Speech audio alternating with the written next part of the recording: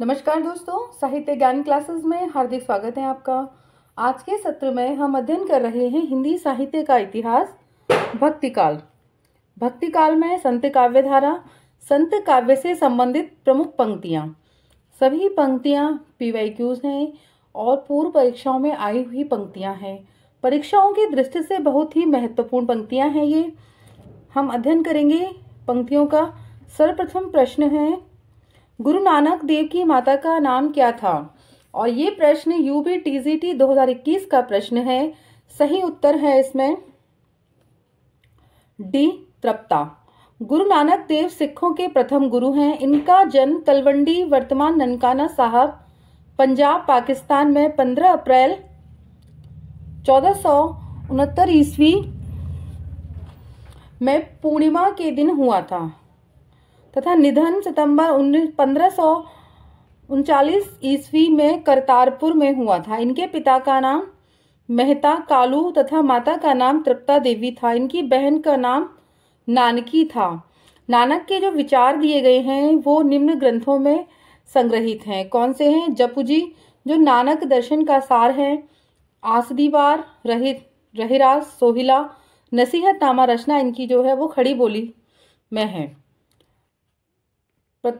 प्रमुख पंक्ति है, हम तो भगतई मुक्ति में आया, गुरु प्रसाद राम गुण गाया। पंक्तियां किस ग्रंथ से ली गई हैं? पद्मावत, रामचरितमानस, कबीर परिचय, बीजक। और ये प्रश्न UPTCT 2021 का प्रश्न है कि हम तो भगतई मुक्ति में आया, गुरु प्रसाद राम गुण गाया। ये पंक्तियां कबीर परिचय से संबंधित हैं। कबीरदास की रचना है ये और कबीर परिचय से ये पंक्तियां ली गई हैं। पंक्तियां कबीर का जो ग्रंथ है कबीर परिचय से ली गई हैं, जिसके रचनाकार श्री अनंतदास जी माने जाते हैं। कबीर परिचय की 6 प्रतियां उपलब्ध हैं, जिसमें कबीर के जीवन की प्रमुख घटनाओं का उल्लेख किया गया है। इस परिचय से स्पष्ट होता है कि कबीर काशी में निवास करने वाले मुसलमान जुलाहे थे। उन्होंने रामानंद से दीक्षा प्राप्त की थी। सिकंदर शाह ने कबीर पर अनेक अत्याचार किए। यह समस्त ग्रंथ चौपाई और दोहा में लिखा गया है। अगला प्रश्न है, संत काव्य परंपरा का कौन सा कवि अपनी विद्वता यानी सर्वाधिक शिक्षित होने के कारण प्रसिद्ध है?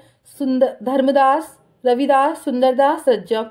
और ये प्रश्न भी UPTCT 2021 का प्रश्न है कि कौन प्रसिद्ध है? तो सुंदरदास सर्वाधिक शिक्षित थे। ये निपुण, शास्त्रज्ञ एवं सुशिक्षित संत थे। इनका जन्म जयपुर के दौसा नामक स्थान पर हुआ था 1596 ईस्वी में और मृत्यु हुई थी इनकी 1689 ईस्वी में हुई थी। इनके पिता का नाम परमानंद खांडेवाल था और सुंदरदास के गुरु कौन थे? दादू दयाल। ज्ञान समुद्र और सुंदर विलास इनकी प्रमुख रचनाएं हैं। अगला प्रश्न है, कबीर कूता राम मुतिया मेरा नाऊं, गले राम की जेवड़ी जित खींचे तित जाऊं। इस दोहे में किस तरह की मानसिकता व्यक्त हुई है? और ये प्रश्न UGC नेट दिसंबर 2020 जून में द्वारा 2021 शिफ्ट सेकंड में ये प्रश्न आया है और सही उत्तर है इसका A, आत्मसमर्पण। यानी कबीर कूता राम मुतिया मेरा नाऊं, गले राम की जेवड़ी जित खींचे तित जाऊं। उपयुक्त दोहे में आत्मसमर्पण की मानसिकता व्यक्त हुई है। प्रस्तुत दोहा भक्तिकाल के निर्गुण काव्यधारा के प्रतिनिधि कवि कबीरदास द्वारा रचित है। कबीर अरबी भाषा का शब्द है जिसका अर्थ महान या श्रेष्ठ होता है।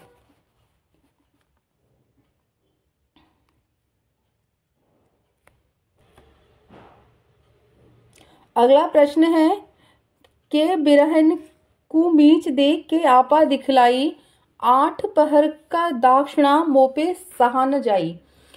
इन पंक्तियों में प्रेम की किस स्थिति का वर्णन हुआ है?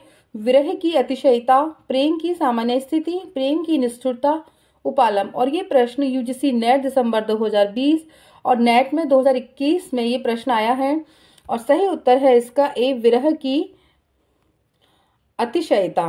के बिरहुन को मीच देख के आपा दिखलाई, 8 पहर का दाक्षिणा मुँह पे सहा न जाई। कबीरदास जी की ये पंक्तियां हैं। इन पंक्तियों में प्रेम में विरह की अतिशयता की स्थिति का वर्णन हुआ है। कबीरदास जी भक्त काल के संत काव्यधारा के प्रमुख कवि हैं। कबीर का जो जन्म हुआ था 1398 ईस्वी और मृत्यु हुई थी इनकी 1518 ईस्वी में हुई थी। कबीर की वाणी का संग्रह उनके शिष्य धर्मदास ने बीजक नाम से किया है। अगला प्रश्न है, कबीरदास जी ने अपने रहस्यवादी और दार्शनिक विचारों की व्याख्या किस में की है? रमैनी, साखी, सबद, कबीर पंथ। और ये प्रश्न DSSB PGT 2021 का प्रश्न है और सही उत्तर है ए रमैनी। कबीर की वाणियों का संग्रह उनके शिष्य धर्मदास ने बीजक नाम से सन 1464 ईस्वी में किया है। बीजक के 3 भाग हैं, साखी, सबद और रमैनी। रमैनी में कबीर के रहस्यवादी तथा दार्शनिक विचारों को संकलित किया गया है। रमैनी में चौपाई छंद प्रयुक्त हुआ है। अगला प्रश्न है, कबीरदास की भाषा जो थी वो कैसी थी? सदुक्कड़ी, खड़ी बोली, अवधी अपभ्रंश।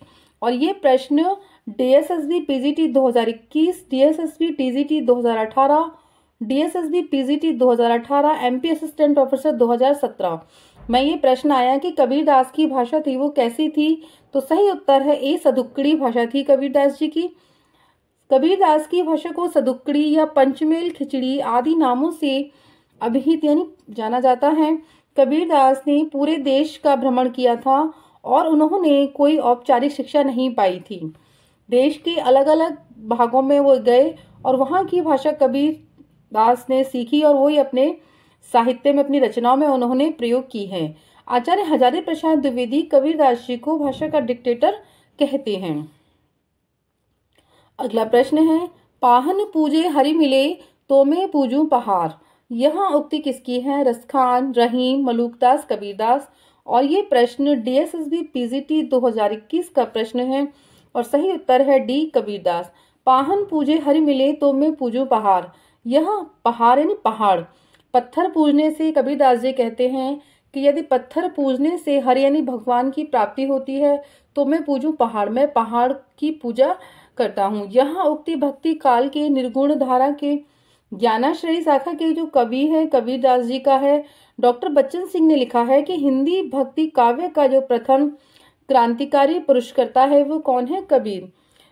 कबीर की वाणी का संग्रह सन 1464 ईस्वी में उनके शिष्य धर्मदास ने बीजक नाम से किया है। और कौन कौन सी हैं? साखी, सबद, रमैनी का बीजक में संग्रह उन्होंने किया है।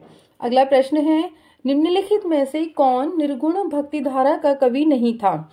नानक, मीरा, जायसी और कबीर। और ये प्रश्न आया है DSSB TGT फीमेल 2021 की जो परीक्षा है उसमें और सही उत्तर है सी मीराबाई। मीराबाई निर्गुण भक्ति धारा की नहीं थी, वो सगुण भक्ति धारा की कवित्री थी। उन्होंने कृष्ण को अपने पति के रूप में उनकी आराधना की है। मीराबाई निर्गुण भक्ति काव्यधारा की कवित्री नहीं थी। मीराबाई सगुण भक्ति काव्यधारा की कृष्ण भक्ति शाखा की प्रमुख कवित्री थी। मीराबाई ने श्री कृष्ण की उपासना प्रियतम या पति के रूप में की है। मीराबाई की जो भाषा है वो कौन सी? राजस्थानी मिश्रित ब्रज भाषा है। जायसी भक्ति काल के निर्गुण काव्यधारा की सूफी प्रेम मार्गी शाखा के प्रमुख कवि हैं। इनकी जो प्रसिद्ध रचना है वो कौन सी हैं? पद्मावत, अखरावत, आखिरी कलाम, कानावत। ये सभी रचनाएं मलिक मोहम्मद जायसी की रचना है। तो अगर आप इसका अध्ययन करना चाहते हैं मलिक मोहम्मद जायसी का विस्तार से, तो मेरे भक्ति काल के मलिक मोहम्मद जायसी वाले सत्र में जाकर आप अध्ययन कर सकते हैं। गुरु नानक देव और कबीर निर्गुण काव्यधारा संत काव्य के प्रसिद्ध कवि हैं। अगला प्रश्न है, निम्न में से कौन सिख संप्रदाय के प्रवर्तक थे? गुरु अर्जुन देव, गुरु अंगद जी, गुरु नानक देव जी और गुरु गोविंद सिंह। और ये प्रश्न DSSB PGT 2021 का प्रश्न है। सही उत्तर है इसमें सी गुरु नानक देव जी। जो गुरु नानक देव हैं वो सिख संप्रदाय के प्रवर्तक एवं आदि गुरु थे। इनकी रचनाएं कौन कौन सी हैं? जपू जी, आसदीवार, सोहिला गुरु ग्रंथ साहिब में संकलित हैं और जपू जी में नानक जी के दर्शन का सार तत्व संकलित है। अगला प्रश्न है, निम्न में से मलूक दास की रचना का नाम बताइए। मृगावती, सुंदर विलास, बीजक और रतन खान। और ये प्रश्न DSSC PGT 2021 का प्रश्न है। सही उत्तर है डी, रतन खान। रतन खान जो रचना है वो मलूकदास की रचना है। मृगावती, कुतुवन, सुंदरविलास, सुंदरदास, बीजक कबीरदास की रचना का संग्रह है। अगला प्रश्न है, किस कवि की रचना से प्रभावित होकर अकबर ने गौवध बंद करवा दिया था? संत दादू दयाल, आलम, सेनापति और गंग। ये प्रश्न DSSB PGT 2021 का प्रश्न है। सही उत्तर है इसमें ए, संत दादू दयाल। दादू पंथ में दादू दयाल के चमत्कारों की कई कथाएं प्रचलित हैं। कहा जाता है कि दादू के चमत्कारों से प्रभावित होकर अकबर ने आमेर नरेश मानसिंह प्रथम से दादू दयाल को फतेहपुर सीकरी बुलवाया था। अकबर ने 40 दिनों तक दादू के प्रवचन सुने तथा उन्हीं से प्रभावित होकर गौ हत्या पर रोक लगवा दी थी। अगला प्रश्न है, चलती चाकी देख के दिया कबीरा रोए, दो पाटन के बीच में साबुत बचाना कोई। काव्य पंक्तियों में कौन सी शब्द शक्ति है? अभिधा, लक्षणा, व्यंजना और विलक्षणा। और ये प्रश्न UPHSC असिस्टेंट प्रोफेसर 2021 का प्रश्न है और सही उत्तर है इसमें सी, व्यंजना।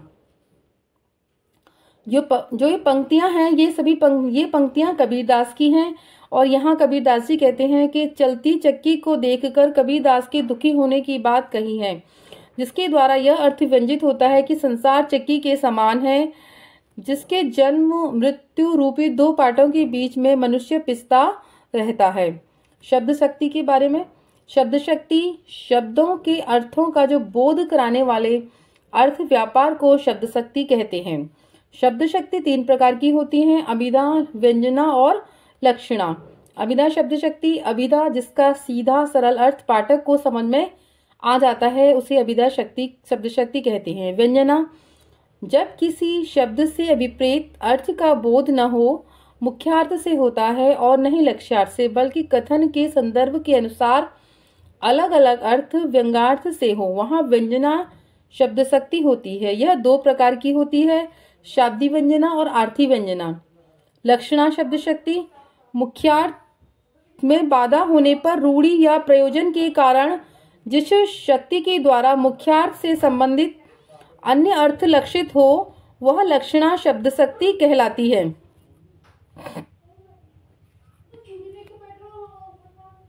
अगला प्रश्न है, मनुआ तो दस दिसे फिरे यह तो सुमरन नाही, उक्त काव्यांश किस कवि का है? सूरदास, रहीम, रसखान, कबीरदास। और ये प्रश्न हरियाणा TGT 2020 का प्रश्न है।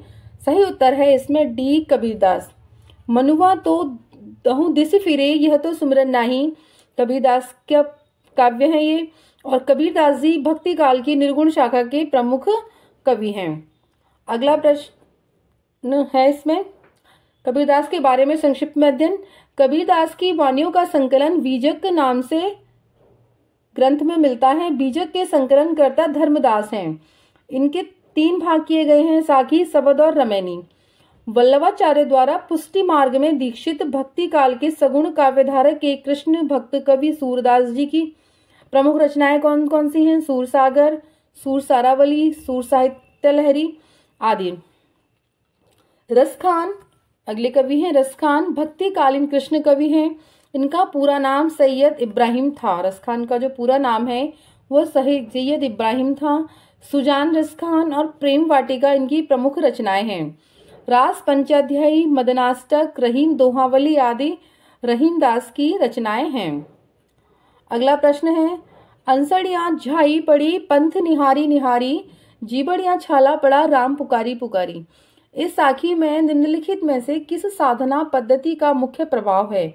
नाथपंथी साधना, सूफी साधना, सिद्ध साधना, अद्वैत साधना। और ये प्रश्न RPS असिस्टेंट प्रोफेसर 2020 का प्रश्न है और सही उत्तर है इसमें बी, सूफी साधना। कबीरदास द्वारा रचित साखी में सूफी साधना पद्धति का प्रमुख प्रभाव है। कबीर की साधना पद्धति पर सूफी प्रभाव भी माना जाता रहा है। सूफियों ने प्रेम की पीर की बात की है। कबीर का जीवात्मा भी उस पीर के लिए तड़पता है। हर क्षण मिलन की व्याकुलता देखकर ऐसा लगता है कि कबीर का यह वियोग साधना सूफियों के प्रभाव के कारण है। कबीर की वाणी का संग्रह उनके शिष्य धर्मदास ने बीजक नाम से सन 1964 ईस्वी में किया है, 1464 ईस्वी में। बीजक के 3 भाग किए गए हैं, साखी, सवद और रमैनी। अगला प्रश्न है, दुल्हनी गावों मंगलाचार, मेरे घर आए राजा राम भरतार पद में प्रेम का कौन सा रूप है? सहचर्यजन प्रेम, सहज प्रेम, विषम प्रेम, दाम्पत्य प्रेम। और ये प्रश्न आरपीएससी असिस्टेंट प्रोफेसर 2020 का प्रश्न है। सही उत्तर है डी, दाम्पत्य प्रेम। उपयुक्त पंक्ति में पद में दाम्पत्य प्रेम का चित्रण है। इस पद में कबीर अपनी आत्मा को दुल्हन के रूप में व्यक्त करते हैं और राम यानी परमात्मा को भरतार या पति के रूप में उन्होंने व्यक्त किया है। कबीर अपने आप को इस पद में प्रेम की उच्चतर अवस्था में स्त्री हृदय के समतुल्य पाते हैं। वे अपने आप को दुल्हन के रूप में देखते हैं, भाव समाधि की अवस्था में पाते हैं। परमात्मा के सुमिरन की प्रक्रिया में उसके राम अर्थात भरतार के रूप में उनके अहोभाव में व्यक्त होते हैं। प्रसिद्ध रचना निर्गुण संत शिरोमणि कबीरदास द्वारचित उलट बांसी उनके ग्रंथ बीजक के रमैनी से संबंधित है। डॉक्टर बच्चन सिंह ने लिखा है, हिंदी भक्ति काव्य का प्रथम क्रांतिकारी पुरुषकर्ता कबीर हैं। कबीर के गुरु का नाम रामानंद था, किंतु मुसलमानों के अनुसार कबीर के गुरु का नाम सूफी फकीर शेख तकी था। ये सिकंदर लोदी के पीर गुरु थे। अगला प्रश्न है, एक अचंबा देखा रे भाई, ठाड़ा सिंह चरावे गाई, पहले पूत पीछे भई माई, चेला के गुरु लागे पाई, जल की मछली तरवर ब्याई, पकड़ बुलाई मुर्गे खाई, बैलही डार गोनी घनी घर आई, कुत्ता कूले गई बिलाई।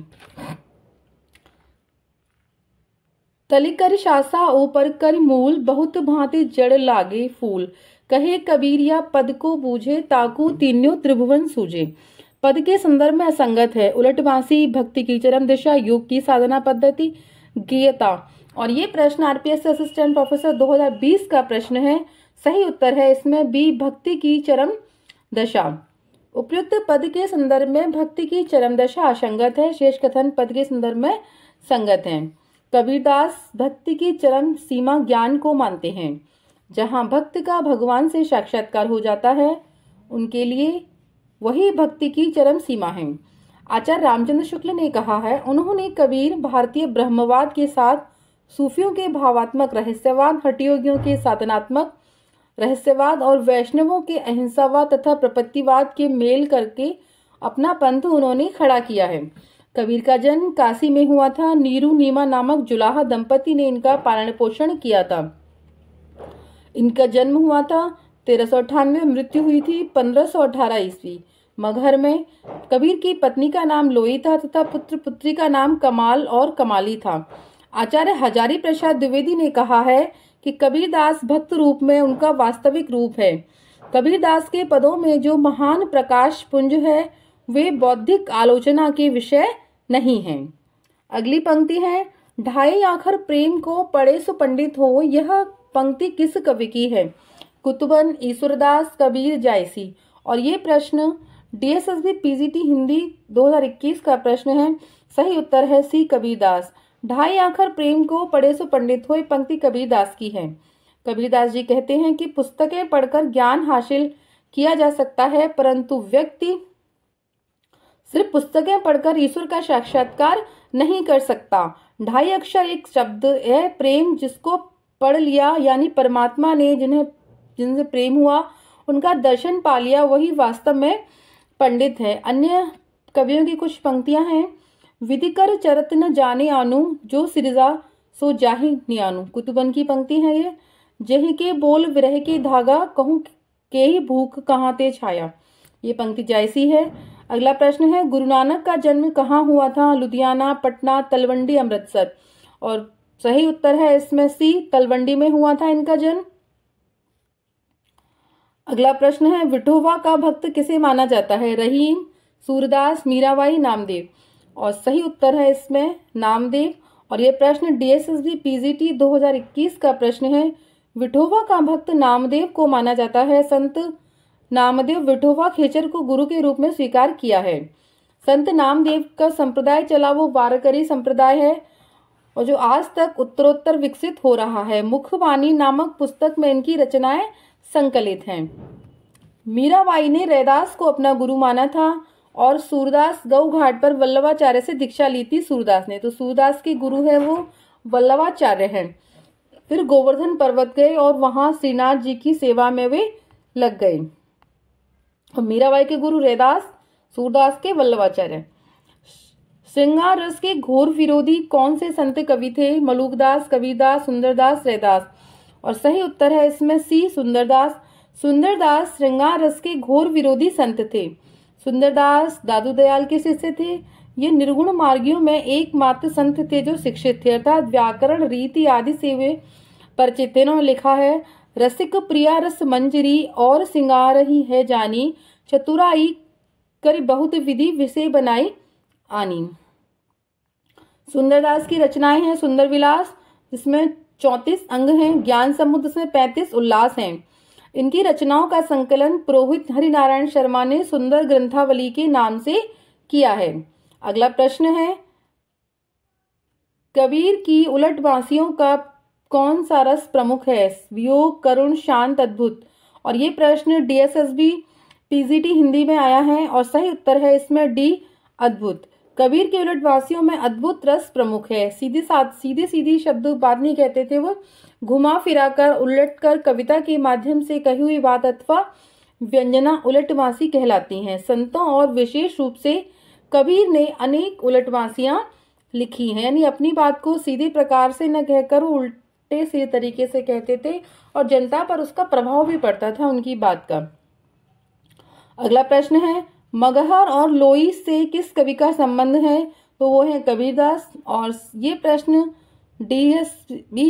DSSB PGT हिंदी 2021 का प्रश्न है। मगहर और लोई से कबीर का संबंध है। कबीर की मृत्यु मगहर में हुई थी और इनकी पत्नी का नाम लोई था। पुत्र पुत्री का नाम कमाल और कमाली। कबीर की वाणी का संग्रह उनके शिष्य धर्मदास ने बीजक नाम से सन 1464 ईस्वी में किया है। बीजक के 3 भाग हैं, साखी, सबद और रमैनी। आज के सत्र में इतना ही। धन्यवाद।